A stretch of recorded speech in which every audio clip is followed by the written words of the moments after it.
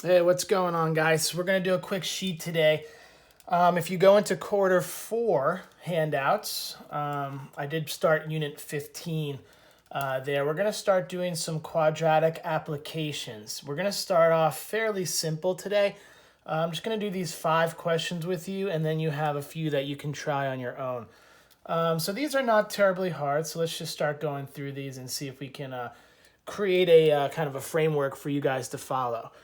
All right, if the square of a number, so what's the thing that we don't know? We don't know the number. So let's just say x is the unknown number.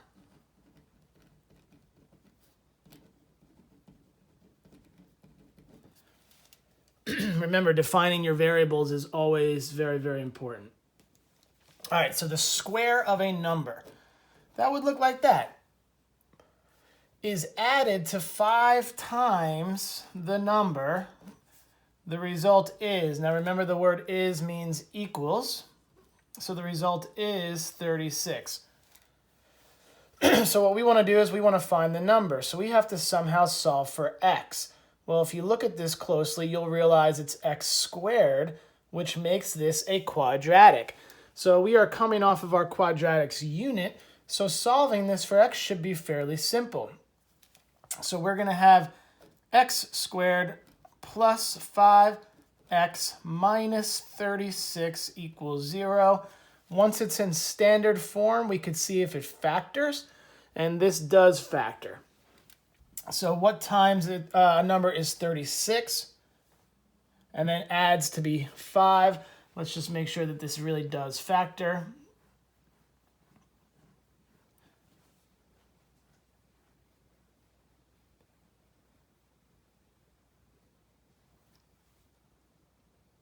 All right, so I hope you got it. We're going to have 9 and 4.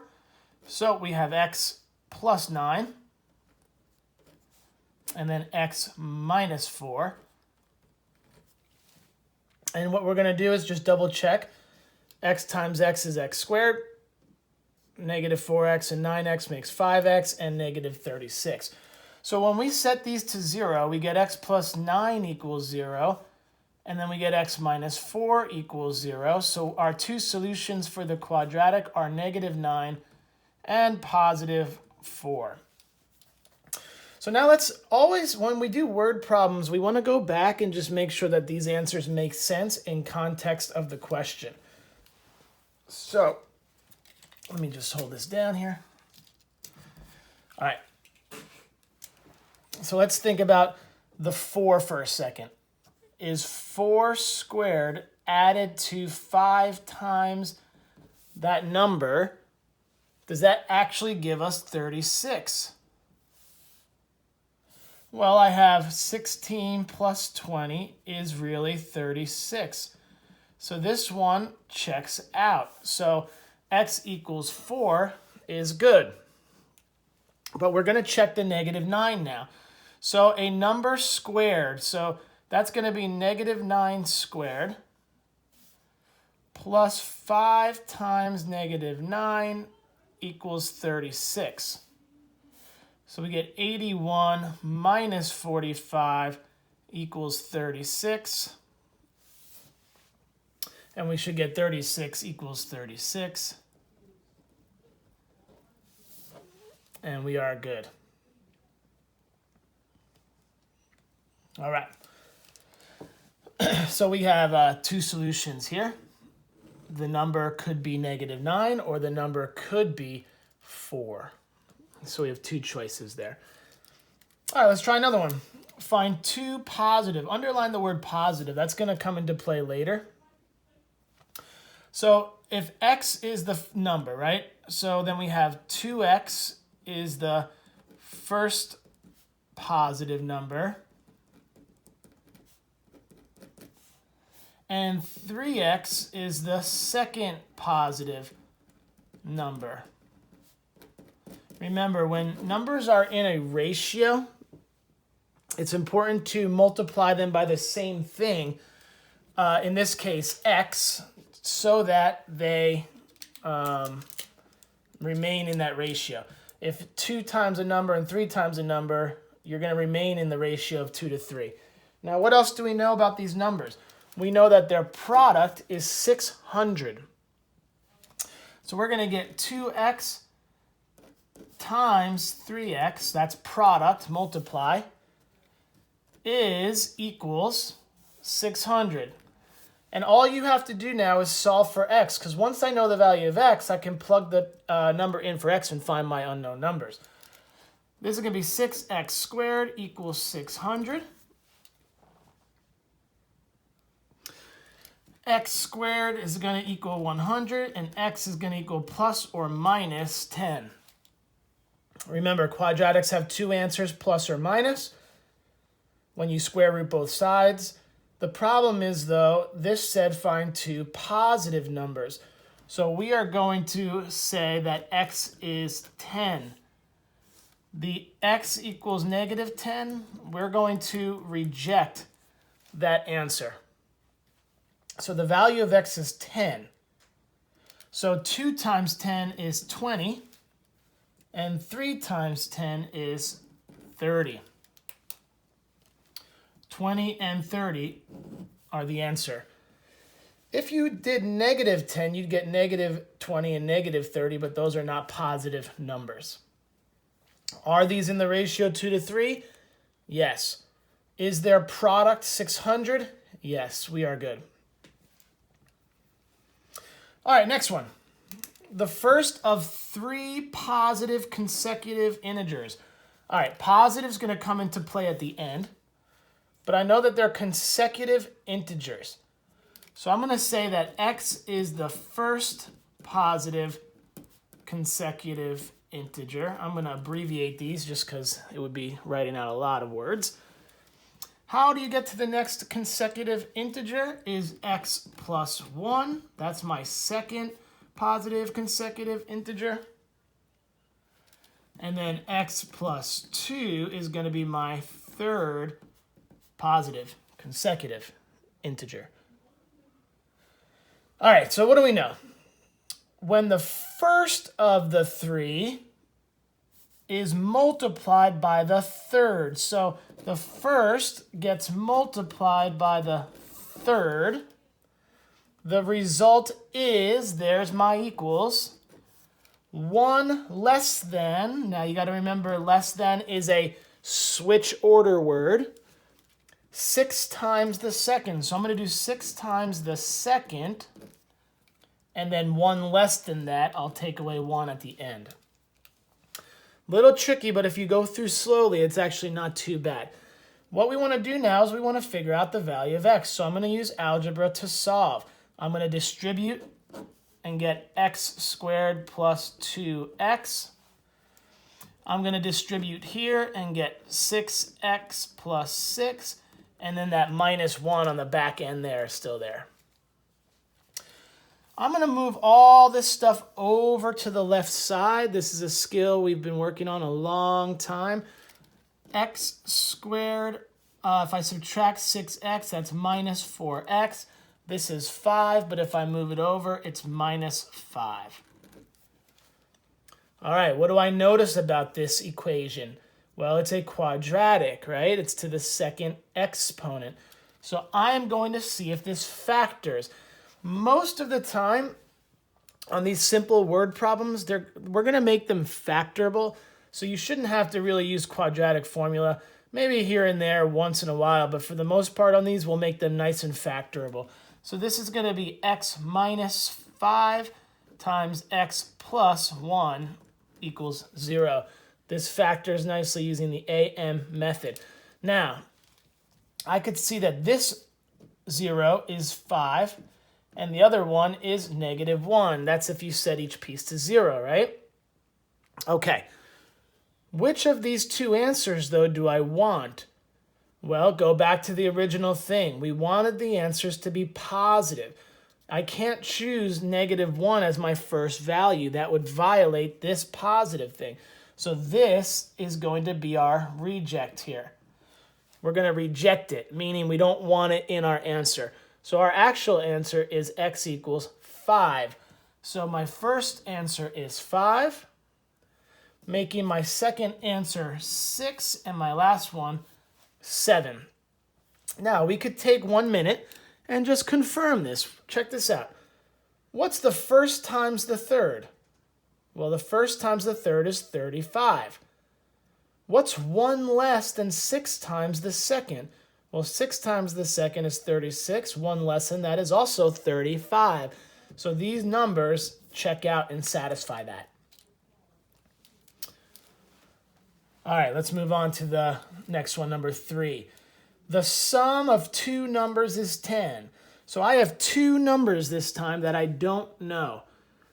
So my first number, I'll just call x. That's my first number. Now, if their sum is 10, I don't want to use y. I'm trying to just hang out with one variable, x. So take a second and just think. How would you represent the second number if the first one is x? Remember, they add to 10. All right, if you're thinking 10 minus x, you would be correct. X and 10 minus x add to 10. All right, the sum of their squares is 52. So let's square both of these. And the sum, so let's add them up. There's my is, 52. All right, so this I'm going to simplify. So this is x squared plus. Now, this is a quadratic that has to be double distributed here. So if you end up double distributing this, 10 times 10 is 100. Negative 10x times negative 10x is negative 20x. And then negative x times negative x on the back end here is going to be positive x squared. I'm going to clean this all up. I'm going to combine like terms. I'm going to move the 52 over, and it's going to look like this. 2x squared minus 20x plus 48. 100 take away 52 is 48. Notice how they're all divisible by 2. Even 0 is divisible by 2. So I'm going to simplify this to be x squared minus 10x plus 24 equals 0. Awesome. So again, most of these quadratics on this first lesson are going to be factorable. We're going to make it very nice for you. So I'm going to factor this to be x minus 12 times, let's see, multiply to 24. And then add to 10. So let's go 12 and 2. But I have to make a positive 24. So let's use 6 and 4 instead. My fault. So let's make this a 4. Let's make this a 4. And this is x minus 6. If you can't read that, it says x minus 4 times x minus 6. Sorry, we have to create a positive 24 on the back end. And they add to negative 10. So that's going to be my answers there. So I'm going to have x equals 4 and x equals 6. Now, you might say, which of these do we choose for x? And I'm going to tell you right now, it doesn't matter. If x is 4, then 10 minus x is 6. If you put x is 6 here, guess what you're going to get for the other number? 4. So the two answers, the two numbers that you're looking for are 4 and 6 in this case. So that is it. Do they add to 10? Is 16 plus 36 their squares? Does 16 and 36 make 52? Yes. All right, we got one more to do. Hang in there. You guys are doing great. We are going to just do this last question. Now, here's my advice. Please follow this advice. Anytime you're given a geometry question, you must draw a picture. It's very, very helpful. So I'm going to draw a rectangle. Now, the perimeter is 20. Let's just call this x. Here's how I think about this one. If the perimeter is 20, then what's half the perimeter? Half the perimeter is 10. So then this must be 10 minus x. And then opposite sides are also equal. I'll say that one more time in case you missed what I just did. If all four sides add up to 20, then half the perimeter, or a length and a width, have to add up to 10. So x and 10 minus x are going to add up to 10. So that's just the way I'm thinking about it. All right. The area is 16 inches squared. So length times width is 16. And then we're just going to solve this and go from there. So I'm going to have 10x minus x squared, there's my quadratic, equals 16. Now, I don't know about you, but I hate negative x squared. I'm going to move these two to the right side, and I'll end up creating this. X squared minus 10x plus 16 equals 0. Picture these two moving to the 16 side.